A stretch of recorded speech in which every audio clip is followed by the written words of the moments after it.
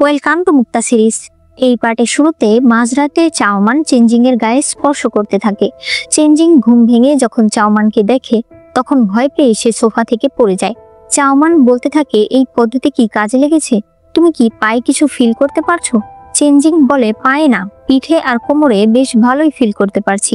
চাওমান এরপর তাকে উঠাতে যায়, তখন তার মনে হয় এই পদ্ধতি কাজ করবে না, তাই তাকে আবার আলিয়ার কাছে যেতে হবে। সে চেঞ্জিংকে ফেলে দিয়ে দৌড় দেয়। এদিকে জিমো আলিয়ার সঙ্গে কথা বলতে আসে। সে মনে মনে ভাবতে থাকে, মেয়েটা মন প্রাণ দিয়ে আমাকে স্বামী মানছে, আমি যদি ওকে সত্যিটা বলে দিই ও কি অনেক কষ্ট পাবে। সে বলে, বিশ্বাস করো, তোমার সাহস, তোমার কাজের ধরন আমার অনেক ভালো লাগে। কিন্তু সত্যি কথা বলতে তখন সে দেখতে পায় তার বাবা পাশে বসে আছে। সে বলে, ও কি বলছিলি, বল, আমি চলে যাই। জিমো রেগে উঠে বলতে থাকে, আমি তোমাকে সত্যি কথা বলছি, তুমি আর আমি। এটা বলতেই সে দেখতে পায় পাশে চাওমান দাঁড়িয়ে আছে। চাওমান বলে, তুমি কি ওকে কিছু বলবে?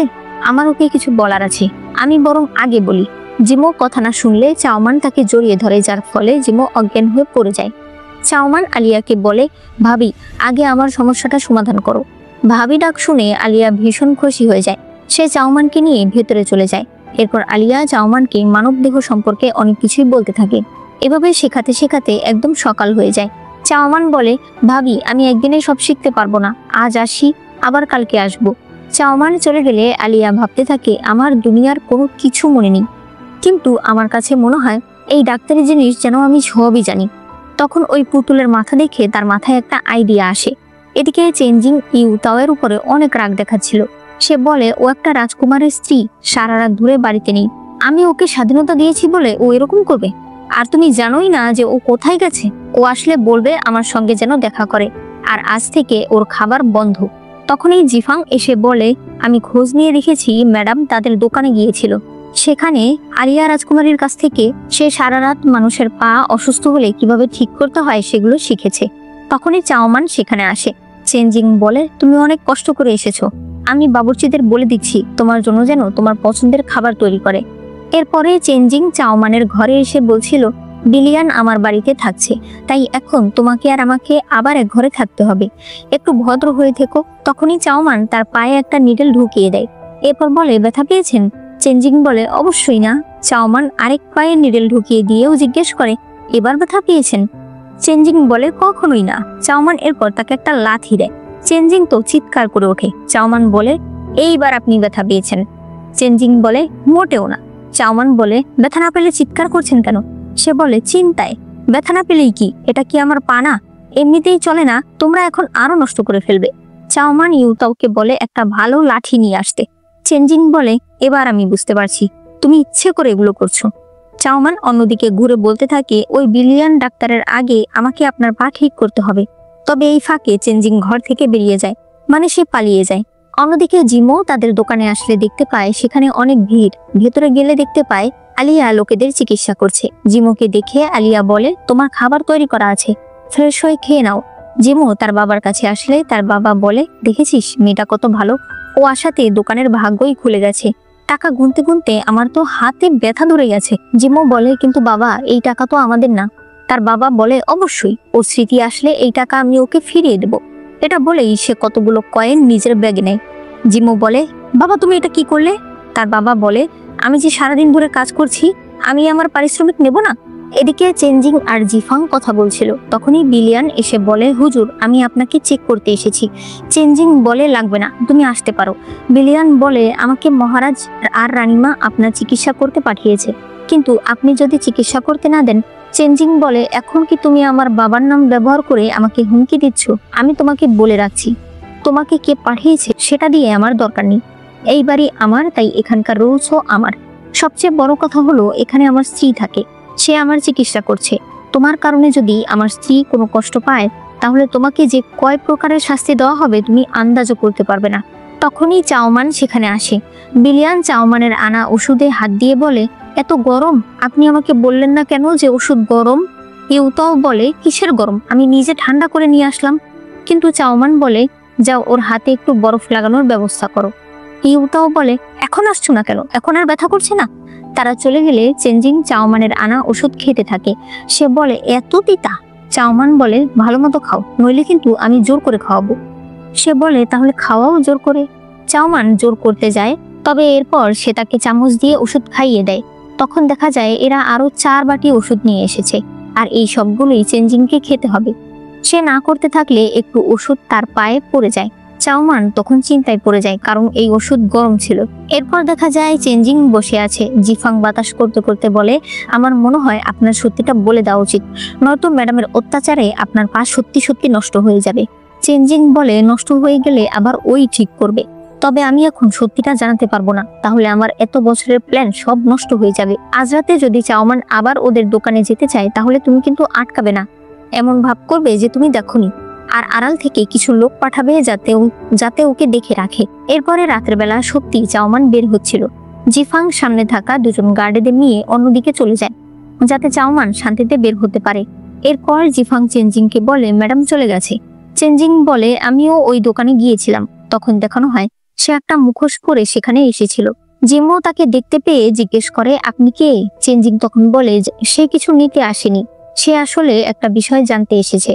জিমো যেহেতু শিক্ষক, তাই সে চেনজিংকে বসিয়ে তার প্রশ্নের উত্তর দিচ্ছিল, আর চেনজিং এগুলোকে নোট করছিল। মূলত চেনজিং এখানে কথায় কথায় চাওমানের ব্যাপারে, তার পছন্দ অপছন্দ এগুলোই জেনে এসেছে। এদিকে মাঝরাতে চাওমান বাড়িতে আসলে দেখতে পায় সারা বাড়িতে জোনাকির মতো ল্যাম্প জ্বালানো হয়েছে, যেটা দেখে সে অনেক বেশি খুশি হয়ে যায়। অন্যদিকে আলিয়া নিজের মাথায় নিডেল ঢুকাচ্ছিল। জিমো বলে, তুমি এগুলো কেন করছো? আলিয়া বলে, আমার স্মৃতি ফেরানোর চেষ্টা করছি। এই অবস্থা যখন জিমোর বাবা দেখতে পায়, সে দৌড়ে এসে বলে, তুমি এগুলো কেন করছো? ডাক্তারের নিজের চিকিৎসা নিজের করতে হয় না? তখন আলিয়া বলে, আমি কিছু কিছু ফিল করতে পারছি। এরপরই সে অজ্ঞান হয়ে যায়। জিমোর বাবা জিমোকে বলে, এরপর থেকে তুই ওর উপর নজর রাখবি। জিমো বলে, তুমি কেন চাও না যে ওর স্মৃতি ফিরে আসুক? তার বাবা বলে, যদি আবার মরে যেতে চায়, আর এই নিডেল মাথায় ঢুকিয়ে অজ্ঞান হয়ে পড়ে গেলে পরে যদি অন্য কোনো সমস্যা হয়ে যায়, এগুলো নিয়ে তাড়াহুড়া করার কি আছে? এই সব বলে সে চলে যায়। পরদিন আমরা চেনজিংকে দেখি যে শুয়ে শুয়ে বলছে, একটুও ব্যথা লাগছে না। আসলে চাওমান তার পায়ের উপরে অনেক প্রেসার দিচ্ছে। বেচারা চেনজিং এত ব্যথা পাওয়ার পরও বলছে একদমই ব্যথা লাগছে না। চাওমান বুঝতে পারে না ঠিক কি করলে ওর পায়ে ব্যথা করবে, এজন্য সে জিফাংকে আরেক পা ধরতে বলে। এরপর তারা দুজন দুই পা দুই দিকে নিতে থাকে। এইবার আর সহ্য করতে না পেরে চেনজিং বলে, একটু ব্যথা লেগেছে, যেটা শুনে চাওমান পা ছেড়ে দেয়। সে পানি খেতে খেতে জিফাং আর ইউতাওকে এইভাবে আরো করতে বলে। চেনজিং ভয় পেয়ে নিচে পড়ে যায়। তখন চাওমান এসে বলে, আমার হাতে বেশি সময় নেই, আপনাকে তাড়াতাড়ি সুস্থ হতেই হবে। তারা সবাই মিলে তাকে টেনে তুলতে থাকে। এরপর চাওমান এখন চেনজিং এর চিকিৎসার জন্য আরেকটা মেথড বের করেছিল, যার নাম হলো গুয়াশা টেকনিক। একটু পর সেখানে বিলিয়ান আসে। সে বলে, ম্যাডাম আপনি কিভাবে চিকিৎসা করছেন, যদি আমাকে একটু বলতেন তাহলে হয়তো আমিও সাহায্য করতে পারতাম। চাওমান বলে, তোমাকে আমাকে সাহায্য করতে হবে না, তুমি তো অনেক ভালো ডাক্তার, তুমি নিজেই চেষ্টা করো। আর শোনো, সবসময় এরকম ইনোসেন্ট ফেস করে আমার স্বামীকে পটানোর চেষ্টা করবে না, এতে কোনো লাভ হবে না। তার কাছে এভাবে অপমানিত হওয়ার পর বিলিয়ান সেখান থেকে চলে যায়। বাহির থেকে এরা দুজন এই কথা শুনে ভীষণ খুশি ছিল। এরপর চাওমান ইউতাওকে বলে, আমি কি ওর সঙ্গে একটু বেশি খারাপ ব্যবহার করে ফেললাম? ইউতাও বলে, একদমই না। সে বলে, বলতো এই বিলিয়ান মেয়েটাকে কি করা যায়? ইউতাও বলে, কি করবে, বের করে দেবে। বাইরে থেকে চেনজিং এই কথা শুনে ভীষণ খুশি হয়। এরপর সে ভেতরে যায়। চাওমান বলে, আজ তার জন্য অন্য একটা নতুন টেকনিকের ব্যবস্থা করা হয়েছে। এরপর সে সবাইকে বলে চেনজিং এর পোশাক খুলতে। একটু পরে চাওমান চেনজিং এর মাসাজ করে দিচ্ছিল। চেনজিং বলে, আচ্ছা যদি বিলিয়ানকে এখানে ডাকি তাহলে কেমন হয়? চাওমান বলে, ওকে এখানে কেন ডাকবো? তখনই বিলিয়ান সেখানে আসে। সে চেনজিং এর জন্য ওষুধ নিয়ে এসেছে। চেনজিং বলে, ওষুধ অনেক গরম, একটু ঠান্ডা করে আমাকে দাও। বিলিয়ান ফু দিয়ে সেই ওষুধ খাওয়াচ্ছিল। চাওমান রেগে গুয়াশা দিয়ে চেনজিংকে একটা চাপ দেয়। এরপর বলে, আপনি ধীরে ধীরে ওষুধ খান, আমি এখন যাচ্ছি। সে চলে যায়। চেনজিং তখন বিলিয়ানকে বলে, তুমি এখন চলে যাও। বিলিয়ান চলে গেলে চেনজিং জিফাংকে বলে, আমি কি বেশি করে ফেললাম? সে বলে, না না, ভালোবাসা বাড়ানোর জন্য একটু হিংসার প্রয়োজন হয়। অন্যদিকে ইউনুর সৈনিক বলে, আলিয়া রাজকুমারী চিকিৎসা শিখবার জন্য এভরিথিং নামে একটি দোকানে প্রায়ই যাওয়া আসা করে। সেই দোকানে একটা মেয়ে আছে যে অনেক ভালো চিকিৎসা করে। ইউনু বলে, গাড়ি রেডি করো, আমি ওই মেয়ের সঙ্গে দেখা করতে যাব।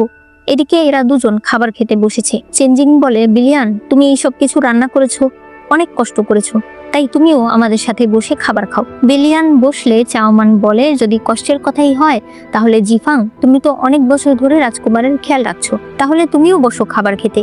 ইউতাও তুমিও বসো।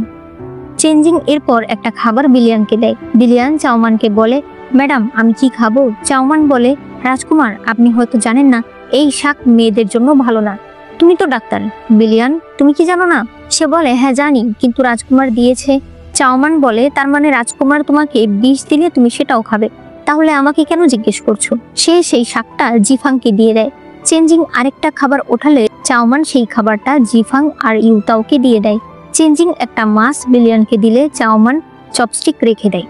তাকে রাগ করতে দেখে বিলিয়ান নিচে বসে ক্ষমা চাইতে থাকে। চাওমান বলে, আমার পেট ভরে গেছে। সে উঠে চলে যায়। চেঞ্জিংও চলে যায়। বিলিয়ান সেখানে বসে থাকে। এরপর চাওমান একটা পুতুল ধরে ধরে বই দেখে শিখছিল। তখন বিলিয়ান লুকিয়ে তাকে দেখতে থাকে। সে বলতে থাকে, উনি ডাক্তার, অথচ সবেমাত্র মানব দেহের কোথায় কি আছে সেটা শিখছে, তার মানে সে ডাক্তার নয়। এদিকে ইউনো আলিয়ার সঙ্গে দেখা করতে এসেছে। সে দেখেই চিনে ফেলে এটা সেই মেয়ে যে কিনা রাজকুমারীকে চাওমান বলে ডেকেছিল। প্রথমে সে বলে, আমার শরীরটা একটু খারাপ লাগছে। আলিয়া তার হাত দেখে বলে, আপনি একদম সুস্থ আছেন। ইউনো বলে, আসলে আমি একটা পার্সোনাল জিনিসের জন্য এসেছি। আলিয়া বলে, ও আপনার কি হারবাল লাগবে? ইউনো বলে, না না ওই সব না, আমি জানতে এসেছি আমরা যেদিন ঘুরে উড়াচ্ছিলাম সেদিন কি আমি আপনাকে দেখেছিলাম? আমি জানতে চাই যে মেয়েটাকে আপনি ডাক দিয়েছিলেন ওর সঙ্গে আপনার কি সম্পর্ক? আলিয়া বলে, আমি আপনাকে কেন বলবো? সে ইউনোকে চলে যেতে বলে। এরপর আলিয়া জিম্মোর কাছে আসে। সে তাকে একটা খাতা দেখিয়ে বলে, তোমার রোগের চিকিৎসা করার জন্য আমি একটা মেথড বের করেছি। জিম্মো বলে, এতে আমাকে কি করতে হবে? সে বলে, প্রথম সপ্তাহে আমি তোমাকে গালে টাচ করব, এরপর তোমার হাত টাচ করব, এরপর এটা বলে সে মুখে এমন ভঙ্গি করে যে বেচারা প্রচন্ড ভয় পেয়ে যায়। আলিয়া এরপর চলে যায়। জিম্মো উঠে বলতে থাকে, এতদিন আমি বাঁচি কিনা সন্দেহ। এরপরে শুরু হয়ে যায় তার ট্রিটমেন্ট। তবে জিম্মো প্রথমবারেই ভয় পেয়ে দৌড় দেয়। আলিয়া তাকে ধরে বিছানায় নিয়ে আসে।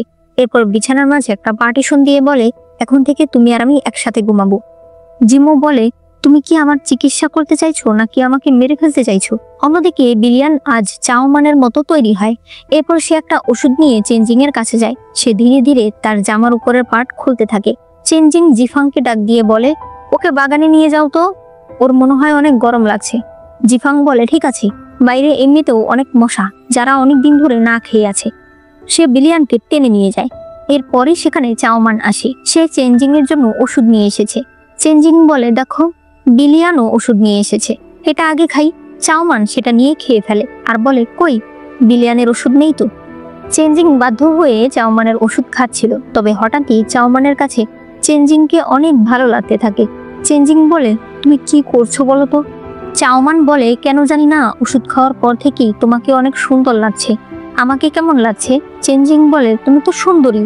চাওমান এরপর ধীরে ধীরে তার কাছে আসতে থাকে। সে চেঞ্জিংকে কিস করতে যাবে তার আগেই চেঞ্জিং তাকে সরিয়ে দেয় আর বলে, ভালো ছেলেরা কখনো মেয়েদের দুর্বলতার সুযোগ নেয় না। চাওমান বলে, তুমি কি আমাকে বিয়ে করবে? সে বলে, তুমি তো আমার স্ত্রী। চাওমান বলে, আমি তোমার স্ত্রী না, আমার নাম চাওমান। এই বলে সে ঘুমিয়ে পড়ে। চেঞ্জিং সেই ওষুধটার ঘ্রাণ নিয়ে বুঝতে পারে এটার মধ্যে ড্রাগ রয়েছে। সে বলতে থাকে, বিলিয়ান তোমার সাহসের আমি প্রশংসা করছি। তবে এটা বিলিয়ান শুনে ফেলে। সে পালিয়ে যেতে চাইলে তার সামনে জিফাং আর ইউতাও পড়ে। সে জিফাংকে আঘাত করে পালিয়ে যায়। একটু পরেই ইউনোর কাছে তার সৈনিক এসে বলে, বিলিয়ান বড় রাজকুমারকে ড্রাগ দিতে চেয়েছিল, এজন্য তাকে এখন বন্দি করা হয়েছে। ইউনো বলে, রাজকুমারী ভালো আছে তো? সে বলে, হ্যাঁ উনি ভালো আছে। দেখা যায় চেঞ্জিং চাওমানের খেয়াল রাখছিল। সকাল হলে চাওমানের ঘুম ভাঙলে সে ভাবতে থাকে, আমি কি গতকাল রাতে বলে দিয়েছি যে আমার নাম চাওমান? তখন চেঞ্জিং বলে, চাওমান উঠেছো? চাওমান বলে, তুমি আমাকে আমার ডাক নামে কেন ডাকছো? এই নামে আমাকে শুধু আমার বাবা মা ডাকে। চেঞ্জিং এরপর তার ঘর থেকে চলে যায়। এরপরে বিলিয়ানের বিচার করার জন্য বিলিয়ানকে রাজ দরবারে আনা হয়। বিলিয়ান বলে, আমি জানি আমি অন্যায় করেছি, তবে আমার কাছে আর কোনো উপায় ছিল না, কারণ আমি দেখেছি এই রাজকুমারী কোনো চিকিৎসাই জানে না। আমার মনে হয় সে শিলিং রাজ্যের রাজকুমারী নয়। শিলিং রাজ্যের রাজকুমারীর চিকিৎসাবিদ্যায় এত ভালো নাম, অথচ সে বেসিক জিনিস কিছুই জানে না। মহারাজ চাওমানকে বলে, তুমি কি এই বিষয়ে কিছু বলবে না? সে বলে, মহারাজ ও আমাকে ফাঁসাচ্ছে। মহারাজ বলে, আপাতত আজ ফিজিশিয়ানকে ডেকে নিয়ে আসো। একটু পরে ডাক্তার আসে এবং সাথে করে 3 জন সাধারণ মানুষদের এখানে নিয়ে আসে যারা কিনা অসুস্থ। এদেরকে আনা হয়েছিল মূলত চাওমানকে পরীক্ষা করার জন্য। ডাক্তার বলে, এই লোক অসুস্থ এবং আপনাকে নিডেল দিয়ে তার চিকিৎসা করতে হবে। চাওমান মনে মনে ভাবতে থাকে, আলিয়া আমাকে শিখিয়েছে তবে আমি ভুল জায়গায় যদি নিডল ঢুকিয়ে দিই তখন কি হবে? সে বলে না, আমি এই কাজ করব না। সে বলে, মহারাজ, এই লোক একদম সুস্থ, দেখুন ওনার ষাঁড়ের মতো শরীর, চেহারার রং একদম উজ্জ্বল, এই লোকের কোনো অসুখ থাকতেই পারে না। ডাক্তার বলে, হ্যাঁ এটা সত্যি কথা। তখন একটা বাচ্চা হাঁচি দিলে ডাক্তার বলে, এই বাচ্চাটা সত্যিই অসুস্থ, ও ঠান্ডা লেগেছে, ওকে একটু ওষুধ লিখে দিন। যেহেতু ও বাচ্চা তাই আপনি নিশ্চয়ই জানেন বড়দের ওষুধ ওকে দেয়া যাবে না। চাওমান এখন ভীষণ বিপদে পড়ে যায়। তখন তার মাথায় একটা আইডিয়া আসে, সে কাগজে লিখে তারপর ডাক্তারকে দিল। সে বলে, এটা কি লেখা? আমি তো বুঝতে পারছি না। চাওমান বলে, এটা আমাদের শিলিং এর এক প্রকার সিক্রেট লেখা, যেটা শুধুমাত্র শিলিং এর ডাক্তাররাই বুঝতে পারবে। আমাকে ক্ষমা করবেন, আমার সিক্রেট চিকিৎসা আমি আপনাকে বলতে পারবো না। তাই বাধ্য হয়ে ডাক্তার স্বীকার করে নেয় যে এটাও ঠিক।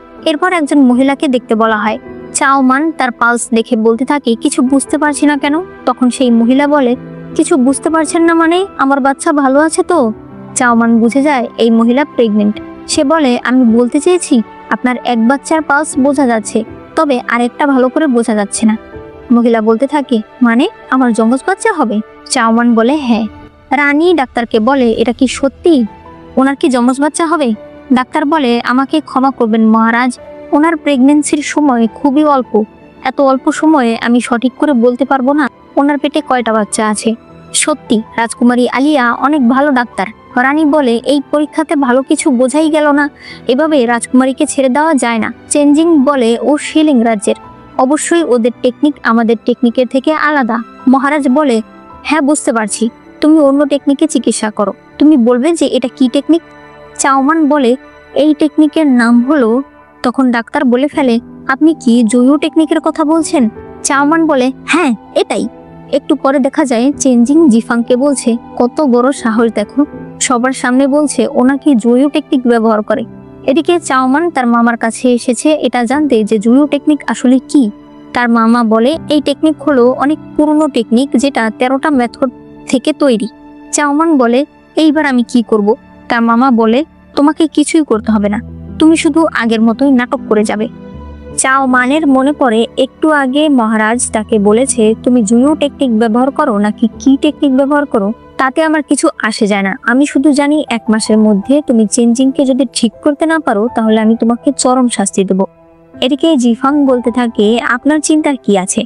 আপনি দাঁড়িয়ে পড়লেই তো ম্যাডাম বেঁচে যাবে। তবে সমস্যা হলো আপনি তো এভাবে দাঁড়াতে চান না, কিন্তু আপনি যদি না দাঁড়ান তাহলে তো ম্যাডামকে শাস্তি দেওয়া হবে।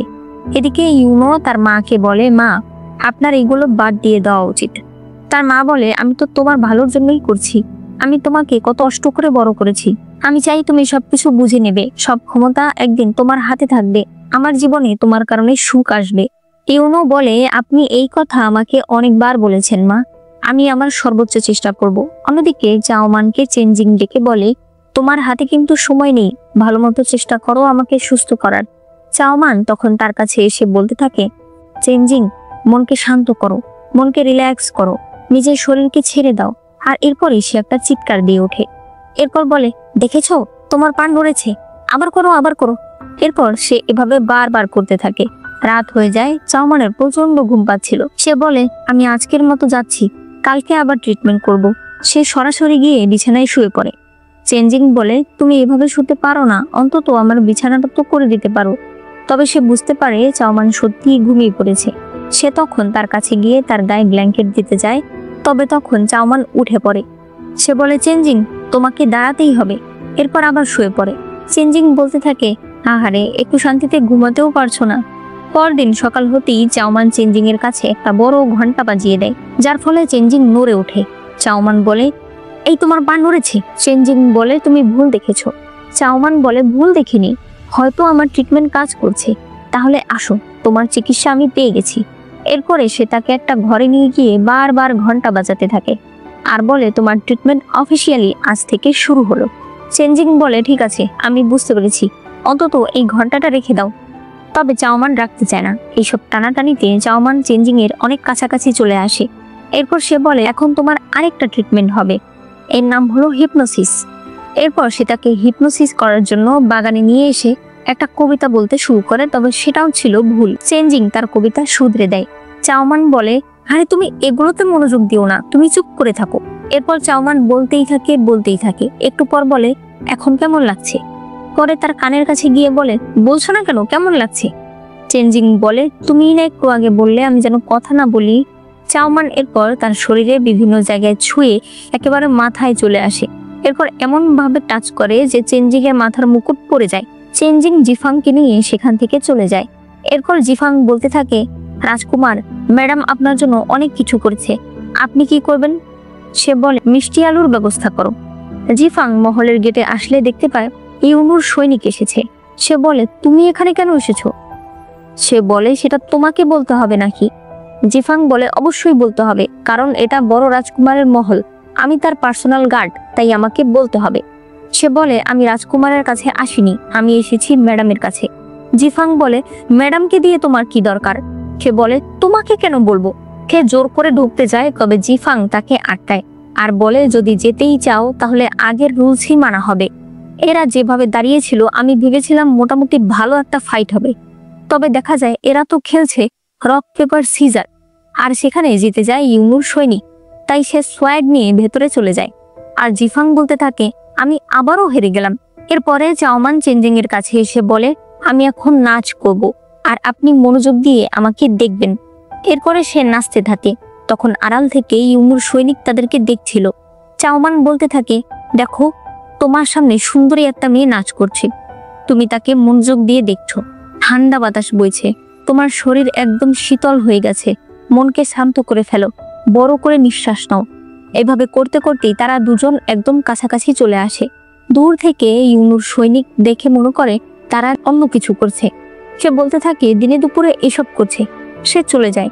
চেঞ্জিং একদম চোখ বন্ধ করে ফেললে চাওমান ভীষণ খুশি হয়ে যায় যে সে চেঞ্জিংকে হিপনোটাইজ করে ফেলেছে। সে বলে, এবার আমি 3 বলার সাথে সাথেই উঠে যাবে। তবে সে 3 বলে চেঞ্জিং ঘুমাতেই থাকে। এভাবে সে যতবারই করে চেঞ্জিং ওঠে না। ইউতাও বলে, তুমি কি আবার ওনাকে মেরে ফেললে নাকি? চাওমান নিঃশ্বাস দেখে সে তাকে ডাকতে থাকে। তার ধাক্কা খেয়ে চেঞ্জিং উঠে যায়। চাওমান বলে, আপনার কি কিছু ফিল হচ্ছে? সে বলে, হ্যাঁ, অনেক ভালো একটা ঘুম হয়েছে। চাওমানের মন খারাপ হয়ে গেলে সে বলে, চিন্তা করো না, তুমি এভাবেই হিপনোটাইজ চালিয়ে যাও, আমার ভালোই লাগে আর আমি একেবারে ঘুম চলে আসে। চাওমান তার কাছে এসে তাকে ঝাঁকুনি দিয়ে চলে যেতে চায়, তবে চেঞ্জিং তাকে ধরে ফেলে, কিন্তু এতে করে সে দাঁড়িয়ে যায়। যখন সে এটা বুঝতে পারে তখন সে তাড়াতাড়ি চাওমানকে জড়িয়ে ধরে অচল হয়ে যায়। তারা তাকে হুইল চেয়ারে নিয়ে বসায়। চাওমান বলে, আপনার পা কি ভালো হয়ে গেছে? সে বলে, একটু আগে শক্তি পেয়েছিলাম, এখন আর পাচ্ছি না। চাওমান মন খারাপ করে বলে, আমি কোনো কাজেরই না, আমি আপনাকে সুস্থ করতে পারবো না। চেঞ্জিং তাকে ছুঁয়ে বলে, যদি আমি কখনোই সুস্থ না হই তাহলেও কি তুমি আমার সাথে থাকলে? চাওমান বলে, আপনি অবশ্যই সুস্থ হবেন। এই বলে সে চলে যায়। চেঞ্জিং বলে, তুমি আমাকে পছন্দ করো, তবে এই জিনিসটা তুমি স্বীকার করছো না। এদিকে ইউনুর সৈনিক ইউনুর কাছে আসলে ইউনু বলে, তুমি রাজকুমারীকে আমার সঙ্গে খাবার খাওয়ার জন্য নিমন্ত্রণ দিয়েছো? সে বলে, না, আমি পারিনি। তারা দিনে দুপুরে এমন সব কাজ করছিল। ইউনু বলে, হতে পারে কোনো ট্রিটমেন্ট চলছে, তুমি এগুলো নিয়ে ভেবো না, তুমি ওদের উপর নজর রেখো। এরপর দেখা যায় রান্নাঘরে বসে এরা দুজন মিষ্টি আলু পুরে খাচ্ছে। তখন চাওমান সেখানে আসলে জিফাং বাইরে চলে যায়। ইউতাও চাওমানকে বলে, একটা মিষ্টি আলু খাও। চাওমান বলে, আমি কি রাজকুমারের পা ভালো করতে পারবো না? ইউতাও বলে, তুমি ওনাকে নিয়ে এত চিন্তা কেন করছো? তুমি কি ওনাকে ভালোবেসে ফেলেছো নাকি?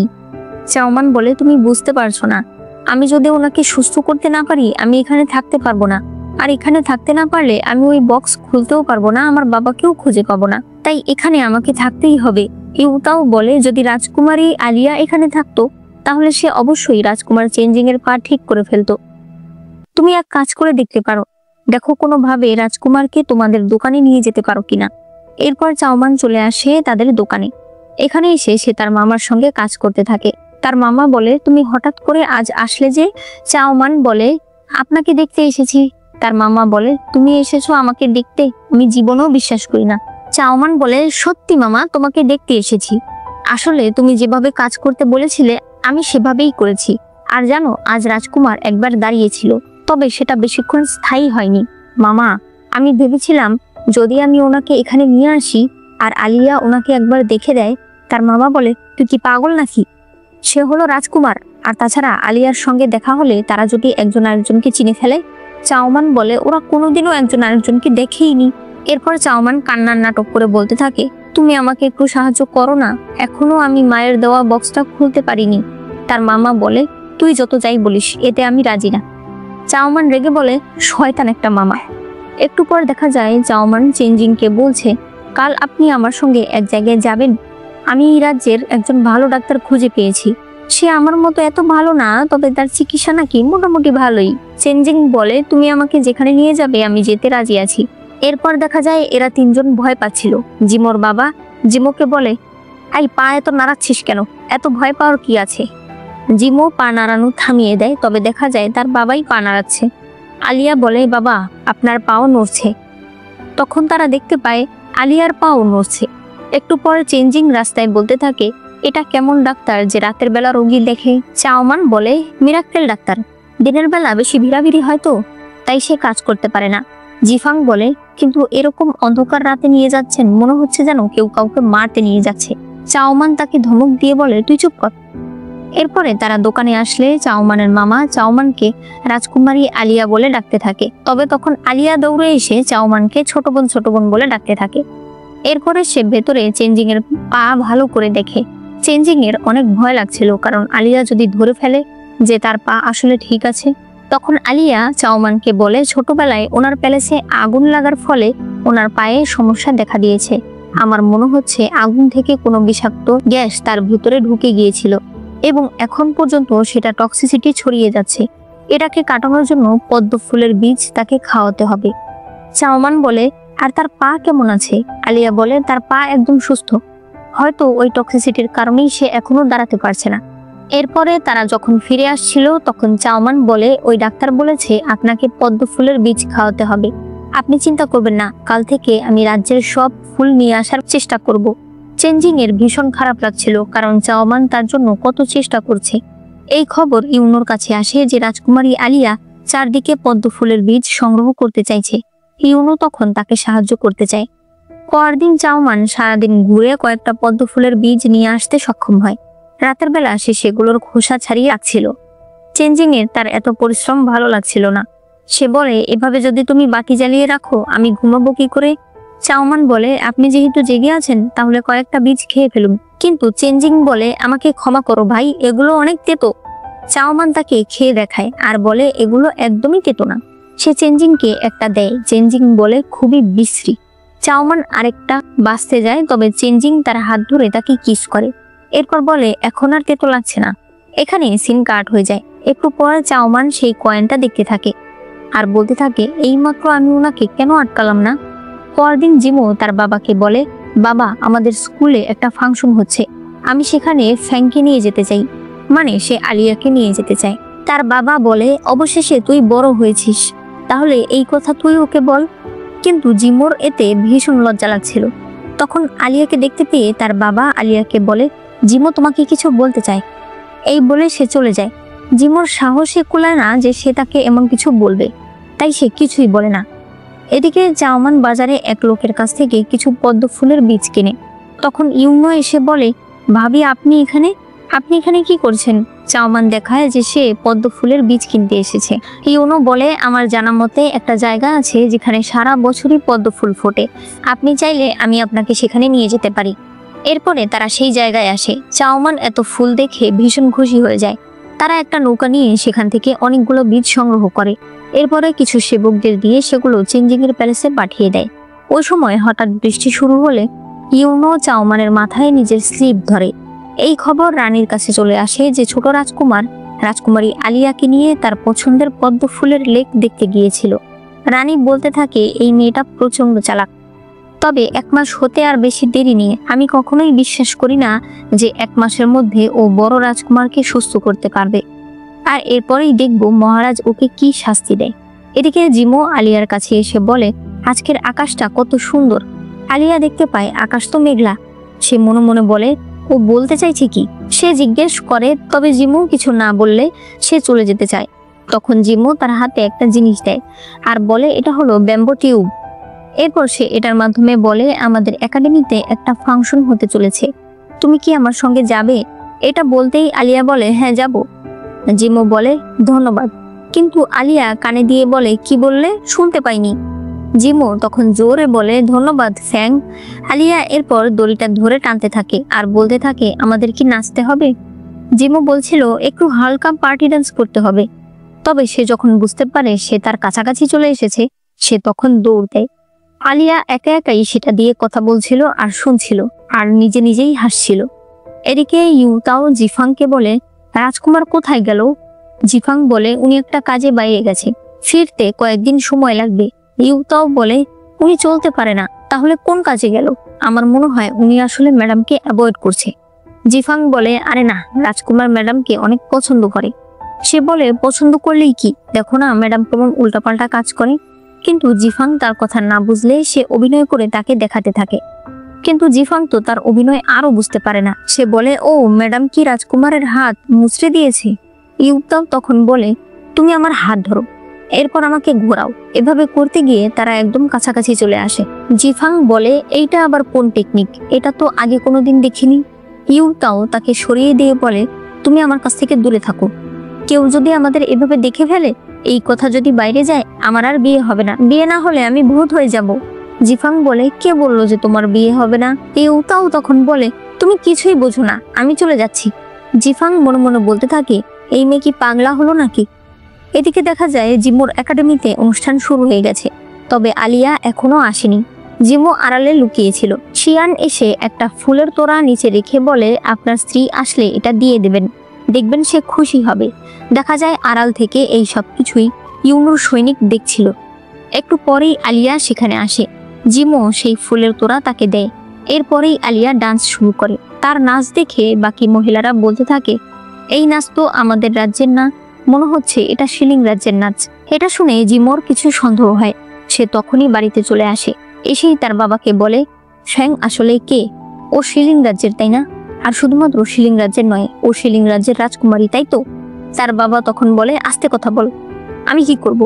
আমি এই সব কিছু করছি শুধুমাত্র চাওমানের জন্য। তবে দেখা যায় এই সব কিছুই আড়াল থেকে ইউনুর সৈনিক শুনে ফেলে। ঘরে বসে জিমো ভাবতে থাকে, ও একটা রাজকুমারী আর আমি। তখনই আলিয়া সেখানে আসলে জিমো তার সঙ্গে কথা বলে না। আলিয়া তার গায়ে ব্ল্যাঙ্কেট দিয়ে চলে যায়। এদিকে ইউনোর সৈনিক ইউনোকে বলে দেয় যে আসল রাজকুমারী আলিয়া হলো ওই এভরিথিং দোকানের ডাক্তার।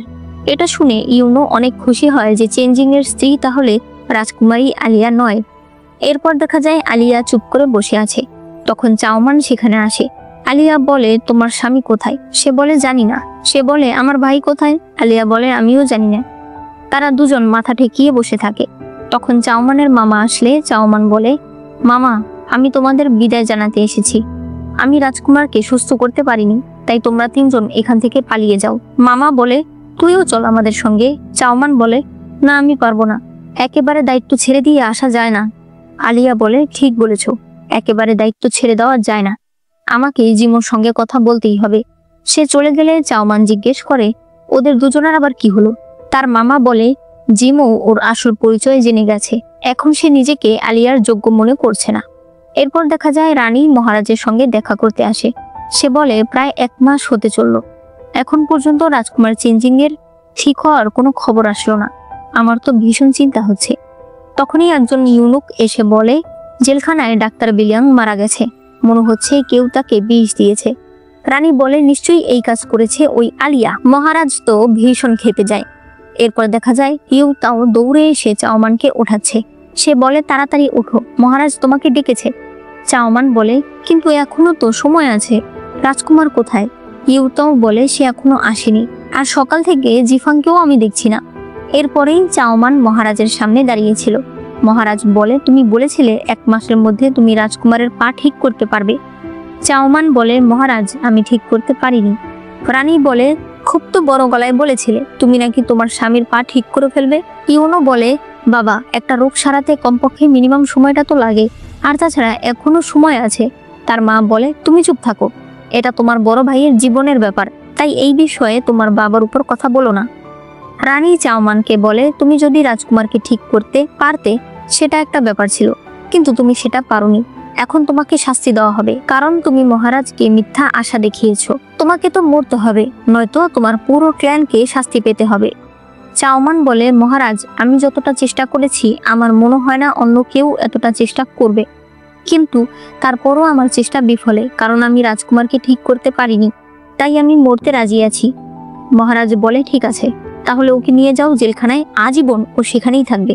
তখনই চেনজিং বলে ওঠে, কে বলেছে আমার স্ত্রী আমার পা ঠিক করতে পারেনি? ওই সময় দেখা যায় চেনজিং হেঁটে হেঁটে ভেতরে আসে। এসেই সে সবার প্রথমে চাওমানকে তোলে। এরপর বলে, আমাকে ক্ষমা করে দিও, আমার আসতে দেরি হয়ে গেল। সে বলে, বাবা, আমার স্ত্রী তার সর্বোচ্চ দিয়ে আমাকে সুস্থ করেছে। মহারাজ কাছে এসে চেনজিংকে দেখতে থাকে। সে বলে, আজ আমি অনেক খুশি, কারণ আমার ছেলে আবার দাঁড়াতে পারছে। চেনজিং চাওমানের হাত ধরে বলে, এই সবকিছু ওর জন্যই হয়েছে। ইউনো বলে, বাবা, এখন তো আপনার একটা সেলিব্রেশন করা উচিত। তার বাবা বলে, ঠিক আছে, পুরো রাজ্যে ঘোষণা করে দাও আজ উৎসব। একটু পরে চেনজিং বসে বসে ভাবতে থাকে, আমি যখন হুইল চেয়ারে ছিলাম তখনই আমাকে কয়েকবার মারার চেষ্টা করা হয়েছে, আর এখন আমি পায়ে দাঁড়িয়ে আছি। খুব তাড়াতাড়ি আমাকে এখান থেকে পালাতে হবে। তখন জিফাং আসলে চেনজিং বলে, আমার পালানোর সকল প্ল্যান রেডি, সেই ফেক ডেথ পিলও রেডি, কিন্তু চিন্তার বিষয় হলো চাওমান কি আমার সঙ্গে যাবে? জিফাং বলে, কেন যাবে না? একে তো উনি নকল, ওনার পরিচয় ধরা পড়লে ওনাকে এমনিতেই মৃত্যুদণ্ড দেওয়া হবে। তার উপর ওনার জন্য আপনি নিজের জীবনের এত বড় রিস্ক নিয়েছেন। আমার তো মনে হয় উনি এখন খুশিতে আত্মহারা হয়ে গেছে। দেখা যায় সত্যি চাওমান ইউতাওকে অভিনয় করে দেখাচ্ছিল। সে বলে, তুমি তো দেখোনি, রাজকুমার ধীরে ধীরে নিজের পায়ে হেঁটে আমার কাছে আসে, এরপর আমার হাত ধরে আমাকে ওঠায়। ইউতাও বলে, তুমি তো শেষ, তুমি তো রাজকুমারকে ভালোবেসে ফেলেছো। চাওমান বলে, একদমই না, উনি দেখতে ভালো, তাছাড়া অনেক ভদ্র, তাই আমি সম্মান করি।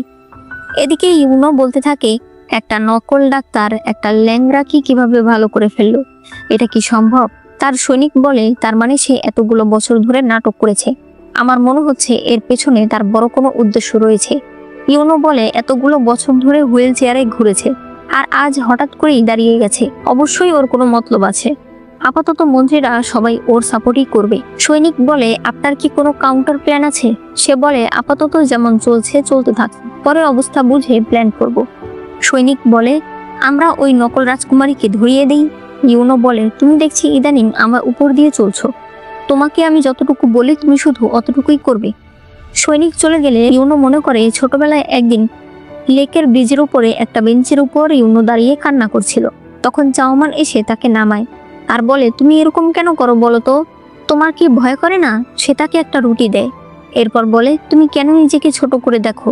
এই দেখো আমরা এখন কত উঁচুতে আছি, তুমি জানো ওই সামনে আরো অনেক বড় বড় পাহাড় রয়েছে। তুমি যদি সবচেয়ে উঁচু পাহাড়টায় উঠতে পারো তাহলে তুমি বুঝতে পারবে এই পৃথিবী কত সুন্দর। ইউনো বলে, আমরা যখন বড় হয়ে যাব তখন আমরা ওই উঁচু পাহাড়ে উঠব, ঠিক আছে? চাওমান বলে, ঠিক আছে। বর্তমানে ইউনো বলতে থাকে, আমার এখনো তোমাকে নিয়ে উঁচু পাহাড়ে ওঠা হয়নি। এরপরে চাওমান জিফাংকে দিয়ে একটা লাঠি টেস্ট করছিল। এরপর বলে, না, এটা অনেক ছোট। সে ইউতাওকে তার কাছে দিয়ে বলে, ওর হাত ধরে হাঁটো দেখি। এরপর সে মাপ নিয়ে নেয়। জিফাং চলে যেতে চাইলে চাওমান বলে, রাজকুমার যদি জিজ্ঞেস করে তুমি এখানে কেন এসেছিলে, বলবে যে আমার সঙ্গে গল্প করতে এসেছিলে। একটু পর চেনজিং বলে, তুমি আমার স্ত্রীর সঙ্গে গল্প করতে গেছিলে? জিফাং বলে, আসলে ম্যাডামই আমাকে এই মিথ্যা কথাটা বলতে বলেছে। উনি আমাকে দিয়ে একটা লাঠি টেস্ট করাছিল। আমার মনে হয় উনি মনে করছে আপনি সবেমাত্র দাঁড়াতে পেরেছেন, হয়তো আপনার হাঁটতে কষ্ট হয়, তাই উনি আপনার জন্য একটা লাঠি বানাচ্ছে। পরদিন চেনজিং এর হাতে আমরা লাঠি দেখতে পাই। চাওমান বলে, এটা আমি স্পেশালি আপনার জন্য বানিয়েছি। চেনজিং বলে, তুমি আমাকে বলতে চাইছো আমি যেন মনে রাখি যে আমি একদিন ল্যাংড়া ছিলাম, আমি হাঁটতে পারতাম না? চাওমান বলে, আমি এভাবে ভাবিনি। চেনজিং এরপর হেঁটে বলে, আর তাছাড়া এটার সাইজও ছোট। সে চাওমানের কাঁধে হাত দিয়ে বলে, এটা ঠিক আছে। চাওমান বলে, এভাবে হাঁটলে আমার এক কাঁধ ব্যথা হয়ে যাবে না? চেনজিং এরপর তার দুই কাঁধে হাত দিয়ে হাঁটতে থাকে। চাওমান বলে, তুমি কি পাগল হয়েছো নাকি? সে তার হাত সরিয়ে দিয়ে চলে যায়। জিফাং চেনজিংকে জিজ্ঞেস করে, আপনি এরকম কেন করলেন? চেনজিং বলে, ও আমাকে ভালোবাসে অথচ স্বীকার করে না, তাই এখন থেকে আমি ওকে জ্বালিয়ে ওকে বোঝাবো যে ও আমাকে কতটা ভালোবাসে। জিফাং বলে, আপনিও তো ভালোবাসেন, আপনি বলে দিলেই তো পারেন। চেনজিং বলে, আমি কেন বলবো? এরপর সে লাঠিটা নিয়ে একটু হেঁটেও দেখে। ঘরে বসে চাওমান ভাবতে থাকে, ওনার লাঠি পছন্দ হয়নি, তাহলে আমি ওনাকে কি উপহার দেই বলতো? তখনই সে জানালায় একটা পাখির ছবি দেখতে পায়। এরপর সে একটা রুমালে সেই পাখি সেলাই করতে থাকে। ইউতাও বলে অনেক রাত হয়ে গেছে, বাকিটুকু কালকে করো। কিন্তু চাওমান বলে না না, আমাকে আজকের রাতের মধ্যেই শেষ করতে হবে। আসলে এইগুলো কাজে আমি অনেক স্লো। তুমি চিন্তা করো না, তুমি ঘুমিয়ে পড়ো। পরদিন সকালে জিফাং চেনজিংকে বলে আজকে ম্যাডাম আপনার জন্য আরেকটা উপহার নিয়ে আসছে। সে আরো কিছু বলতে যাবে তার আগেই চেনজিং বলে ঠিক আছে, উপহারই তো। তখনই চাওমান চলে আসে। সে বলে আমি আপনার জন্য ছোট্ট একটা উপহার নিয়ে এসেছি। সে সেই রুমালটা দেখালে বলে এটা আসলেই একদম ছোট উপহার। এই পাখিকে সেলাই করেছে, খুব সুন্দর সেলাই। এরপর সে সেলাই নিয়ে হাসাহাসি করতে থাকে। চাওমান বলে আমি জানি আপনার কাছে এটা একদমই খারাপ একটা জিনিস, আপনাকে বিরক্ত করার জন্য সরি। এই বলে সে চলে যায়। চেনজিং জিফাংকে বলে ও চলে গেল কেন? জিফাং বলে শুধু যায়নি, ওনার মনটা ভেঙে চুরমার হয়ে গেছে। আপনি জানেন এই রুমালটা উনি কাল সারা রাত জেগে সেলাই করেছে। চেনজিং বলে তাহলে তুমি আমাকে আগে কেন বললে না? সে বলে আপনি আমাকে বলার সুযোগ দেননি।